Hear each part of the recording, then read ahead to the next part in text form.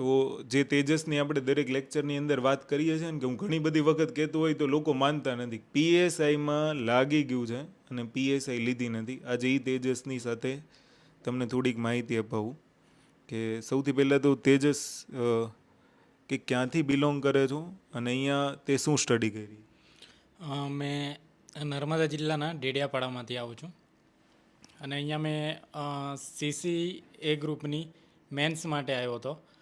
એટલે મેં સીસી એ ગ્રુપની મેન્સની અહીંયા પ્રિપરેશન કરી, પણ તેના જોડે જોડે મારી સીસી એ ગ્રુપની મેન્સ બી થઈ ગઈ, પછી સીસી બી ગ્રુપની મેન્સ બી થઈ ગઈ, પોલીસ કોન્સ્ટેબલ બી થઈ ગઈ અને હમણાં છેલ્લે આ પીએસઆઈનું હમણાં રિઝલ્ટ આવ્યું તેમાં ડોક્યુમેન્ટ વેરિફિકેશનમાં તેમાં ઇનામ આવ્યું, પણ પીએસઆઈ નથી લેવી હમણાં. અને હાલ ક્યાં પોસ્ટિંગ છે?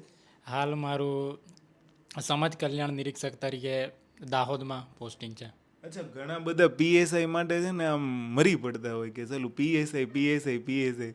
તેજસને એવું શું થયું પાસ થઈ ગયા પછી પીએસઆઈ નથી બનવું? એ તો સર પાસ ના થાય તેના પહેલાં એવું લાગે, પાસ થઈ જવાય પછી ખ્યાલ આવે એટલે. અચ્છા, મતલબ 4 એક્ઝામ પાસ કરી છે. ઘણી બધી વખત હું જે નામ લેતો હોઉં છું ને ચાલુ ક્લાસમાં કે તેજસ 2 મહિના એણે ઘણું બધું વાંચ્યું છે. અને બીજું તેજસ એક ખાસ કે હું વારંવાર તારું એક એક્ઝામ્પલ એ આપતો હોઉં છું ક્લાસમાં કે સીસી એ ગ્રુપની મેઇન્સ વખતે તે બહુ લાંબા લાંબા લીથા વાંચ્યા કે પછી ટુ ધી પોઈન્ટ જે મેં સજેસ્ટ કર્યું હતું એટલું વાંચ્યું હતું?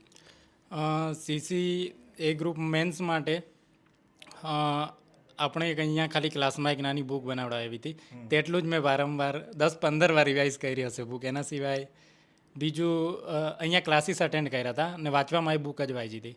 એટલે બહુ લાંબુ વાંચવું જોઈએ, to the point material enough છે? ટૂંકું જ વાંચવું જોઈએ, લાંબુ વાંચવાનો તો કોઈને બી કંટાળો આવે એટલે ટૂંકું વાંચીને સારું રહે. એટલે જો હું તમને દર વખતે જે પ્રમાણે કહેતો હતો ને કે ભાઈ તમે જે શોર્ટ વાંચશો ને એમાંથી તમારું આઉટપુટ વધારે છે ને, એનું એક્ઝામ્પલ છે. એ લોકોને સ્પષ્ટ કહી દીધું હતું, સિલેબસ વાઇઝ બધા સવાલ આવી જતો હોય, તમારે બીજું જોઈએ શું. આગળ આપણે પોડકાસ્ટ કરશું તેજસ જોડે અને વધારે માહિતી લઈશું. જય હિન્દ, જય ભારત.